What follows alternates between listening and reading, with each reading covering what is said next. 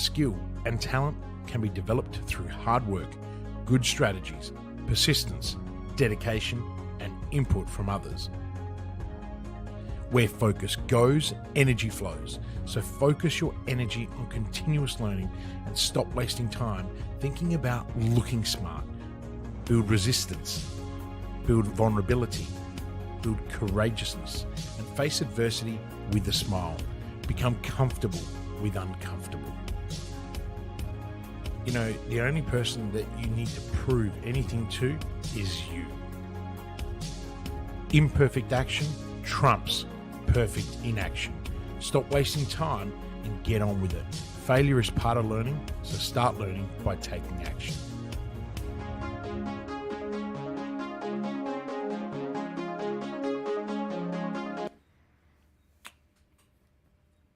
Kristian Livolsi, it's the hot seat. It's Wednesday. It's not 5 p.m. We're coming to our audience a little bit. It's not 5 p.m. It is not, no. We thought we'd just test out the waters, see what it's like at a different time slot, see how many viewers we get and how many people we can get engaging with the hot seat. Sweet. I love it.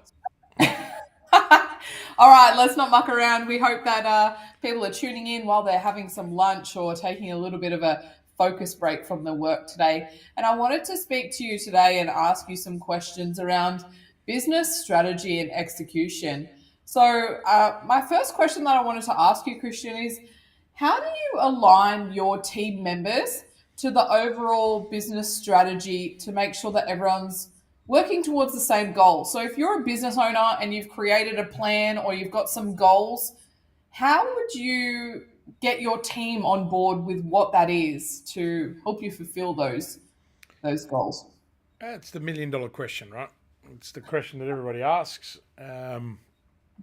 And yeah, I guess, look, aligning individual team members with the overall business strategy is actually critical in achieving the firm's objectives. Mm-hmm. And there's a few strategies. So obviously establish clear objectives, right? Which means everyone needs to have very clear goals, right? They need to be clearly outlined, for themselves and for the organization. And then you need to have some KPIs, you need to define those KPIs in order to help measure the progress against those goals. Another big one is open communication. Okay, so leadership need to buy in, but so does everybody else. Okay, if you don't have the buy-in, you're never going to get alignment. And a way of getting that buy-in is transparency, right? You got to keep the communication up. You got to make sure it's transparent, and you got to keep everyone going along that journey together. And the way you do that is through regular updates. Okay, so really important. Another thing is that individual alignment. And the easiest way to do that is through someone's job description or a job scorecard. And then one-on-ones. Okay, so have regular one-on-ones. Check in with your team to see how they're going with their goals, their priorities, and how they align to the team. And then also training and development. If you're not training people, you're not growing. If you are not a training organization, you're likely going to be defeated. Okay. Another strategy around how to keep the alignment going is fostering that collaboration. So we talk about cross-functional teams, and this is where we encourage people from different departments to work together on the strategic objectives. We bring everyone together every 90 days and realign everyone. And we do that too through team meetings. We have a very strict process. We also teach that to our clients. And when you consider how many companies there are in our portfolio and how many clients, the only way to do that is to have some systems and processes in place. Some other things you could do is, performance reviews and keeping the feedback loops going. So if you get feedback, make sure you're looping it back through so people understand that you are listening to them and it's not just, it's not just silky sweet talk, right? The other thing is you got to learn to celebrate success, but also celebrate failure by learning from it. So recognition and reward programs can keep people aligned, and also what I call postmortems, right? So really going back and cleaning it up. And I guess finally, it's that personal development.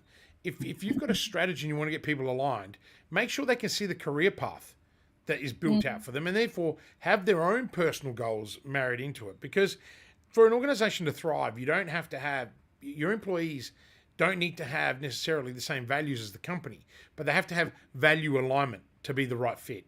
So they're kind of the steps that I would put in place, Simone. Wow, there was so much there in that probably 3 minute answer, not 2 minute. But I think that's something I've really noticed from myself, who's sat in a lot of middle management roles before. Not having that, the one-on-ones is something that I really enjoy having, that we do in our team at Business Growth Mindset, and not having to kind of filter up and down the information all the time, what the goals are. So when you've got a manager above you that's telling you what they want, and then you're constantly like passing the messages up and down, I feel like that's where things go wrong quite often. So I love those points that you shared about just having that open relationship and conversations to get everyone on board and understanding the journey. Absolutely. All Now, right. Simone, we've got a few viewers, so maybe this time slot is better. Yeah. If you are watching us, give us a little shout, or I know some people have been giving a few love hearts that we can see, but let us know that you're watching it live, #live. And for those of you that are watching it later, just #replay. We are mucking around a little bit to just see where we're at. And as I say that, we lost 2 viewers. It's amazing, these platforms. They really are. But no, we want to thank you all for listening. Let's go. Let's hit the second question so we can keep All right. the viewers My engaged. my second question is, how do you address the potential challenges or obstacles that arise during the execution of the business strategy? So a lot of the times when we have goals and things to do, they're above what our day-to-day tasks and duties and roles are. So how do you address when issues come up from the day-to-day, taking the focus away from the higher level priorities? Challenges and obstacles are an inevitable part of executing any business's strategy. All right, so let's be really clear, and you should have a lot of you should have plans around this. We certainly do in our sprint sessions when we ask people to set their priorities. We also get them to look at how many things could go wrong, how many challenges they could foresee, how many issues they may face, and that prepares them. But there's a few things that you can do to navigate those challenges, right? And that's about having a proactive and systematic approach. And some of those tools that I would highly recommend, and if you've got pen and paper, write these down, is to monitor your KPIs and review those feedback loops. Really important. I mentioned them earlier. Do a root cause analysis. Diagnose the problem, and then also consult all stakeholders, okay, all the time. The other one is look at the available resources you have, okay, so time, money, and personnel, whenever you need to address a challenge, right, or you need to pivot. And then also review any additional needs. The other thing that we do is if there's been some significant non-conformities, right, or challenges, then we look at developing action plans. So we look at strategic options that could tackle the problem or even weigh on the pros and cons of each. We look at time framing, okay, and then we also look at assigning responsibility or reassigning, because it really does come down to execution. Does come down to really accountability most of the time, and a lot of people that fall over on the accountability side tend to not be as responsible or not even have the authority most of the time. But the person that's accountable is always the person that can count, is my theory. So then you've got other things that you can implement and monitor. So for example, execute the plan. So once an action plan is finalized, you got to move towards that implementation, and therefore staying on top of it through those feedback loops and KPIs. The regular updating, and also being able to be fluid enough to adjust the strategy, is also really, really important. Now, communication, I said that earlier, internal and external is paramount if you want to execute correctly. We do that in meeting rhythms. We have a daily meeting. We have a weekly, we have a monthly, and then we also have a quarterly, biannually, and then a full yearly strategic day. And I guess that this comes down to that also that review and learn. So you do the postmortems that I mentioned earlier, you update your processes, but the real big one, and I'm going to wrap it up to answer this question, is you got to have resilience and you got to be able to adapt. You got to be prepared for those future challenges, and you've got to have the flexibility when those challenges occur. Now, not everyone, Simone, is suited to that environment. So make sure you hire a really good advisor or a coach if you're going through those times. Don't they're not a good coach and a good advisor will not put you down. I might, but what you want to be doing is, if you've done something really stupid, I will tell you. But I'll also help you navigate those challenges and teach you how to do it, so then you can actually continue doing that further. So consistently applying any of those steps that I just mentioned will help develop a more robust approach to addressing any challenges or anything that arises throughout your execution phase. Yeah, I think that's really important. And we like to, I know I like to think that everyone can work autonomously and they can all just go off and do their thing. And you get to the end of that period and go, okay, cool, show me what you've done. And it's not there. So I think that's great points just to bring the awareness back to yourself if you're the person leading the team or your organization, for those steps in place to make sure that people are supported to do what they need to do, and manage them accordingly if they need some extra support to get through that. All right, my third question for you, and the last one that I have for you today, is how do you ensure that your strategy remains flexible and adaptable in changing market conditions? So we know that that's the only constant thing that happens, right, is change. That's the one thing that doesn't change. But how do you get your strategy to work for you when we feel like the world is changing so much so quickly? Look, adapting to changing market conditions, as you said, it's crucial, but also it is inevitable, right? Things change, and you can be as organized as you want, but a good strategy will factor all of that in place. So you've got the maneuverability in your strategy. All right, so that's really important. But how do you ensure that strategy remains flexible? Well, firstly, let's go back to some of the things I've already discussed. So regular reviews, monitoring the industry trends, and also customer feedback. Listen to your customers, but also listen to your team members, right? Listen, document. We document every single week to make sure that we've got customer data and employee data at any given time. You've got to build in, I said earlier, you've got to build in the flexibility in your original strategy. So have a modular strategy design, right? The strategy design that I use for our clients has, 7 columns, and all of them move. And, people always say to me, how did you fit 100 pages onto one A3 piece of paper? And you know what it is?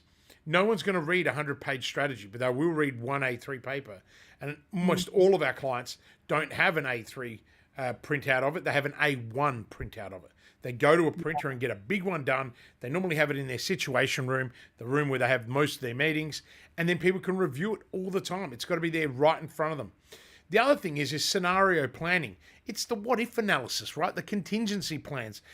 Jim Collins calls it productive paranoia, right? And he kind of stole that whole notion of that when he was doing his research from Bill Gates. Bill Gates is productively paranoid.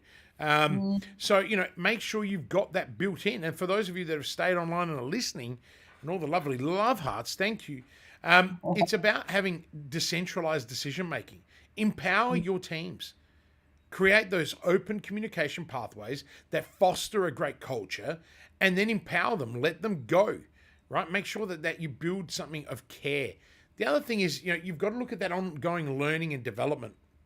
So again, training your employees, knowledge sharing, it's so critical. And we do all of this by having daily, weekly, monthly huddles. And our clients, we teach them to do exactly the same thing, Simone. And then, the last few points that I would make is, be customer centric. We've forgotten this. We're so self-centric.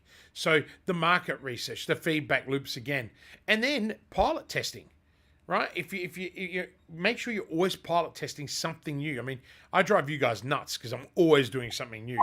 But we don't deviate from our actual strategy. It is more about, let's see how everyone's going, and they haven't sat down. And this is about being agile. So, obviously these are the things, the steps. There's a lot in today, actually. And it's probably because I'm trying to move through it really quickly because we've got a mastermind call in 10 minutes. But, it's really important. Strategy is actually, for me, strategy is really easy. It's what I do. It's what I'm trained to do. It's what I've spent years mastering. The execution part is challenging because you need to rely on so many moving parts, but there are so many great frameworks for getting that execution right. What you got to do is always make sure that first who, then what. Make sure you got the right people in the bus, in the right seat, who are accountable.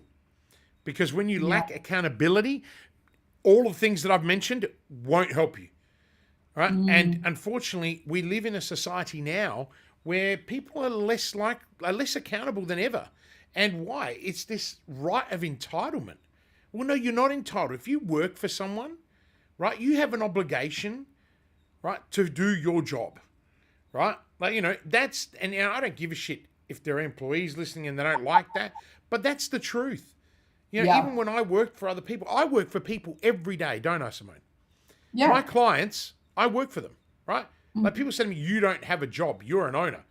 I have clients. My clients, I have to listen to. If I get instructions, I work on those instructions. If I don't agree with the instructions, I will let them know. But generally speaking, they listen to me because that's what they're paying me for. But I have to listen to them first. I have to understand their pain points, their frustrations. And, you know, we've turned companies around that have had good culture and made it great. And there's nothing more satisfying than working in an organization that was already good. And now the team walk around with just, you know, with pride about where they work because it was just going to great. And all of a sudden they're so empowered. There isn't that whole hierarchical leadership structure that stifles innovation and entrepreneurship, you know, that holds people back from making mistakes. I mean, shit, if you want to work in those organizations, there are plenty of them. If you don't want your organization to be like that anymore, then start listening more to the hot seat, right? And then when you're ready, you pick up the phone. Yeah, we still have phones. We still have a phone number, right? And you can call us, email us, get in touch with us 1,000 different ways and speak to one of our team. But if you're a business owner and you're listening to this and you're sitting on the fence and you're uncertain and you're unsure, mate, let me warn you, the times are getting more uncertain, okay? Yeah. The housing market is going to continue to boom. There are builders going broke everywhere. The bubble ain't bursting anytime soon, right? Now, I'm not an expert in this area, but if you think this shit is changing every day, right? You don't wait for the one big black swan event. We've had one recently. It was called COVID, right? And the economy went one way, up, right? Now we've got inflation and we've got all these things, but that's stabilizing, right? Yeah. So as a business owner, you've just got to be ready, you know. And I look at so many companies who were really agile during COVID, but a lot of them relied on the money from the stimulus. And now we're seeing them all go broke, right? Now, if you're one of those people, don't come to me. I'm not interested in solving your turnaround problem. It's more likely that you come to me in the hope that I'll buy out whatever's left and I'll let you send you on your merry way. But if your employees are any good, we'll keep them. And I mean, that's what we do. A lot of people don't realize that's one of the areas I'm heavily involved in, right? But the problem is, I say to people, don't come expecting a pill if you're not prepared to do the work, because there is no pill on the PBS for fixing your business if you've done a shit job, if you fail to look after your employees, if you've not had a strategy, if you've just gone gung-ho without the love. Like, come on. And I mean, this is the serious part of business, right? You know, and I get really passionate about it because I love what I do and I love doing it for the people that love what I do and I love doing it for them. But, you know, you meet so many people that we say no to, right? Every day I see someone, they want to be on a call with me. They want to get, mate, walk me through your business. And when they can't even tell me how much money they got in the bank, if they can't tell me what their age payables are, I do not want to be anywhere near you. Because it just means that you've got no idea, right? And I don't care whether you're Steve Jobs or anyone else. Steve Jobs knew his numbers, right? Yeah. He knew how much money he had to go and invest in other areas, but his board didn't want to let him have the money. You know, and when they kicked him out, what happened? The so-called gurus, right, ended up killing Apple almost. You know, and it took Steve to come back. You know, I mean, amazing entrepreneur and innovator in his own right. You know, sure. Yeah. And we all have challenges, like where he wasn't perfect at a lot of things too. But, you know, it's driving that vision. And I guess this is wrapping up this. If you're the leader, you've got to be a visionary, right? Now, you don't have to be I'm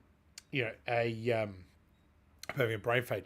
You don't have to be eccentric to be a leader, right? You don't have to be an introvert. You don't have to be an extrovert either. You know, Steve Jobs was an introvert.